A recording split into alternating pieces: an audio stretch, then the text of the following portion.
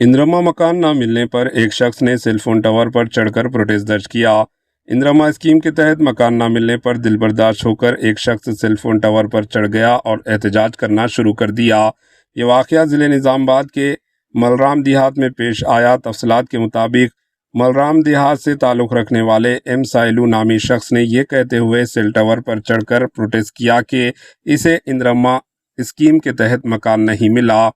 M Sailu ने बताया कि वो स्कीम के लिए अहल था और इसी उम्मीद पर इसने पहले ही घर की बुनियाद तक बनवा ली थी, लेकिन मुताल्लिका हुकाम ने बाद में इसे नाअहल करार दिया है, इसलिए प्रोटेस्ट के तौर पर देहात के सेल टावर पर चढ़ गया। ये बात मुकामी कांग्रेस रहनुमाओं ने निज़ामाबाद रूरल रुकन assembly MLA doctor Bhupathi Reddy को इत्तला दी, जिस पर रुकन असम्बली एमएलए ने फौरी इस मामले पर रद्द-ए-अमल ज़ाहिर किया और मौके पर मौजूद मुकामी लीडरों से फ़ोन पर बात करके एम साइलू को इंद्रमा मकान स्कीम के तहत घर फराहम करने की यकीन दहानी कराई।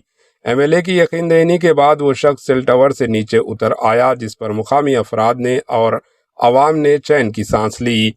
बता दें कि इंद्रमा कमेटियों में ऊंच नीच हो रही है। ऐसी इन्फॉर्मेशन आ रही है कि कुछ बीच के छोटे मोटे कांग्रेस कायदीन पैसे लेकर इंद्रमा मकानात अलट कर रहे हैं।